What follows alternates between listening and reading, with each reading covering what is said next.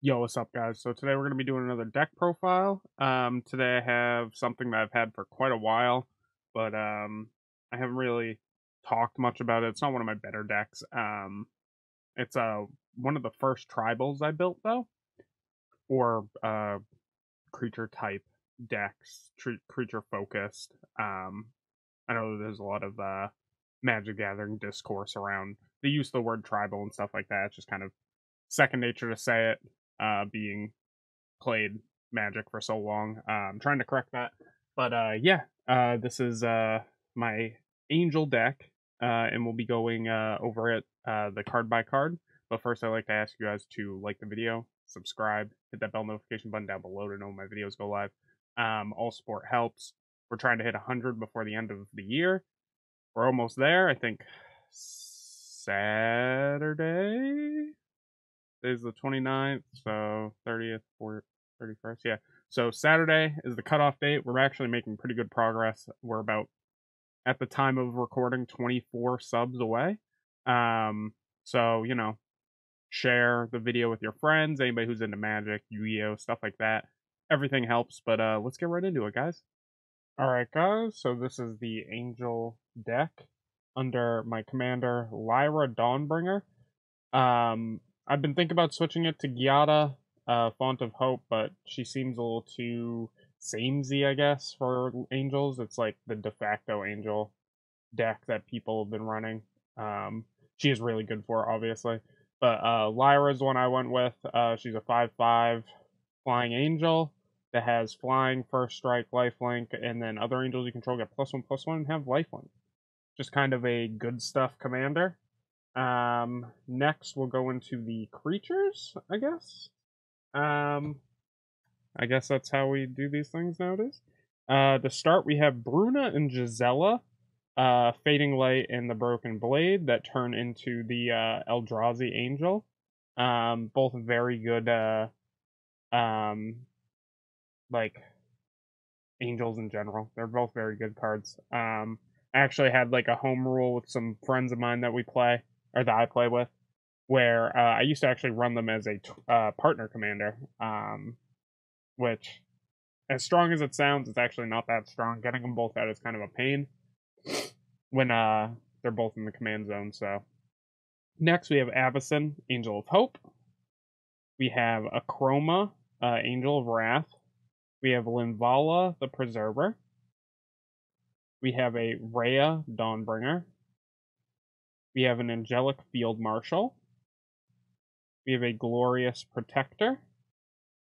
We have a Youthful Valkyrie. We have a Resolute Archangel. We have a Resplendent Marshal. We have a Pristine Angel. We have a Sunblast Angel. A Shattered Angel. We have an Angel of Finality. We have an Aegis Angel. We have an Angelic Skirmisher. We have a Twilight Shepherd. We have a Baneslayer Angel. We have an Emiria Angel.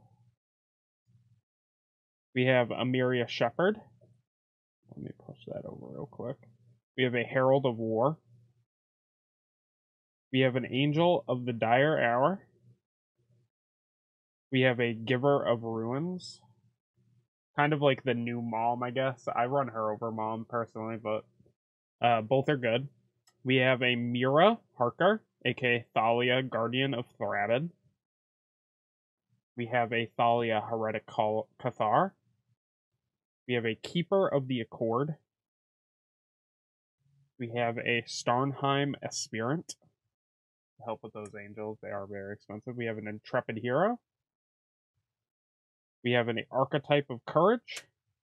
And then we have a copy of Heliod, God of the Sun.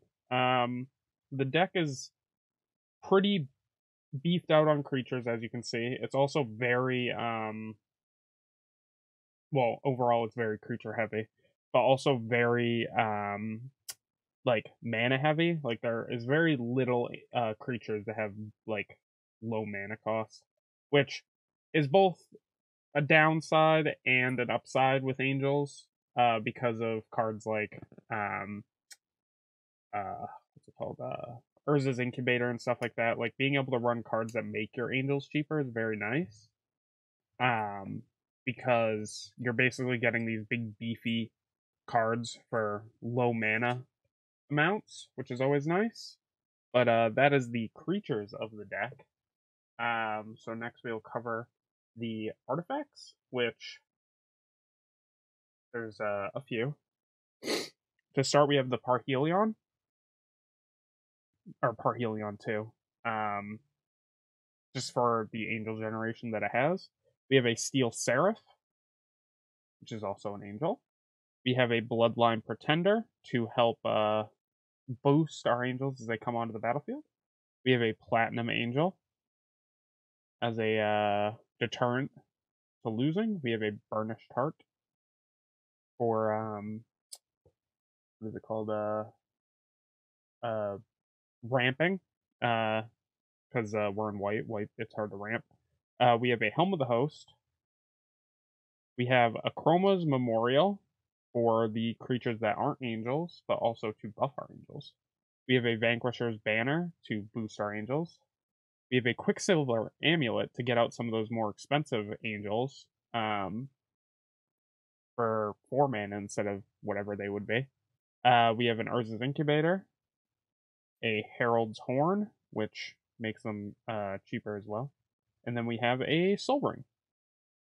Just like the normal stuff you would see in a creature orient, like a mono creature oriented deck. So there's some other things I could include, like what is it? Oketra's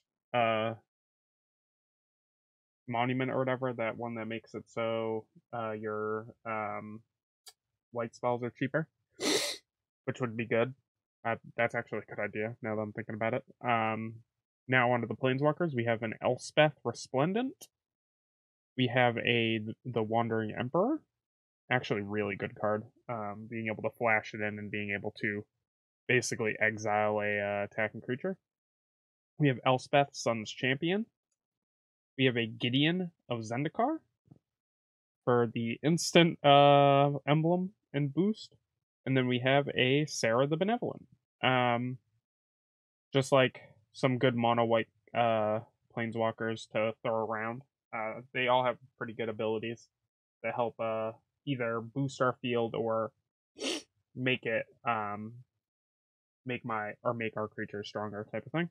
For the enchantments, we have some of the requirements for mono white. We have a land tax to get our land drops better and quicker. We have a Smothering Tithe, or Tithe. I think it's Tithe. To get treasure tokens to help with mana. We have a Solemnity, which makes it this is kind of like, I don't really care about the counters that I'm getting on my creatures. Stops other people from like counter oriented decks. This isn't really a counter oriented deck. It's kind of like a deterrent, I guess. We have a Cathar's Crusade, which helps with those counters. Kind of counterintuitive, but I'm not going to see both of these on the field at once. I'm going to make my choice whether I have them both in my hand or not. Or if I have one on the field and I don't see the other one, I'm going to make the choice based on what I'm playing against. We have a Ghostly Prison to deter opponents from attacking me. And we have an Ashes of Abhorrent. Ooh. Got some stuff on the sleeve. To stop those graveyard-oriented decks. Just some decent enchantments in white. It's not the focus of the deck, so I didn't decide to run like an absolute metric crap ton of enchantments. And now we're on to the instants and sorceries. To start, we have a Settle the Wreckage, a way to stop somebody from attacking you, I guess. We have a Justicar's Portal, another targeted removal, but it's not really target removal because it's for your creature, which is nice. Get a little bit of a blink in. I have another one of those in here actually. We have a Flicker of Fate which is another way to blink your creature. And then I think I have one more in here, but it's a sorcery, so we'll get to that one. We have a Teferi's Protection, kind of mandatory in white nowadays. We have a Revitalize, a nice life gain and draw card for 2. It's actually really good. We have a Sword to Plowshares for removal, a Path to Exile for removal. We have a Wrath of God in our sorcery slot for mass removal. We have an Entreat Entreat the Angels. It's not the best, but it's pretty good late game if you have enough mana and you've already got a board kind of established. We have a Finale of Glory, which is just a better version of that, because for late game, because you're going to pump more into this than you're going to pump into that. We have a Divine Reckoning, another mass removal card. And then we have the other blink card, the Settle Beyond Reality. It is a blink card as well as an exiling a creature that you don't control. Pretty good. It's basically like you get a choice that late in the game, which is always nice. To be able to choose whether you want to blink your own creature for its effect, or if you want to exile a creature, like a problem creature. And then the lands, which is a big old stack of plains, and then some utility lands like Command Tower, Amiria, Shattered Skyclave, which is also a sorcery, which I think is a board wipe? No, it's a create 2/4/4 angels, which is alright, I guess. It's not the best. We have a Rogue's Passage, so we can get through for commander damage if need be. We have an Amiria, the Sky Ruin. And then we have an Ondu Sky Ruins, which is a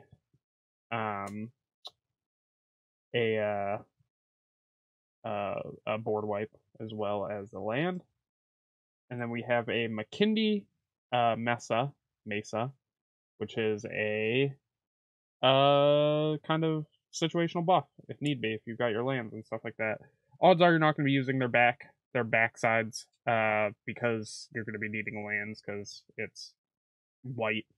But yeah, that's the deck. We'll get into my closing thoughts now. All right, guys. So that's the deck. Overall, I think that it's got like its kind of quirks, I guess, being such a high mana value deck, and not having a lot of early game plays, which is hit or miss.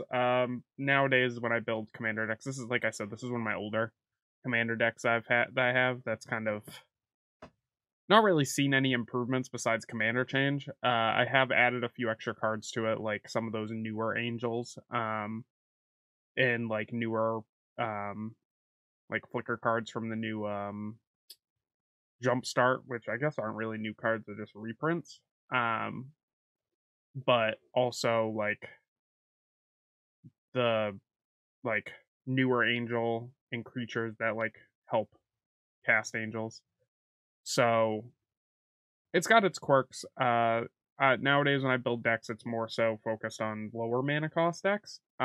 Just because, or not lower mana cost decks, but putting in a lot more lower mana cost cards into the deck to facilitate early game, which I think is like, it's fine, but it's one of those things that kind of bugs me about Commander nowadays because it's so focused on winning early, which I feel like is kind of, so like, I usually play Commander at a casual level with friends and stuff like that, but even my friend group and my play groups and stuff like that, I have noticed that it's gotten much faster paced and decks are more potent, especially if it's people who are upgrading decks with newer cards, because newer cards tend to be more focused on the early game and winning quicker with Commander. So I guess the deck could see some improvement, but like angels are just like always going to be kind of not the strongest unless you're well, they're strong, but it's never going to be like the best creature oriented deck just based on how expensive they are. That's kind of why I've been thinking about possibly changing the commander face from Lyra, because she is kind of expensive, Doesn't really do much for angels in general besides giving them the +1/+1 and lifelink, and changing it to Giada, because Giada, Font of Hope, is cheap. I think she's like 3 mana. I think she might be a little bit more expensive, but I'm not entirely sure. I think she's 3.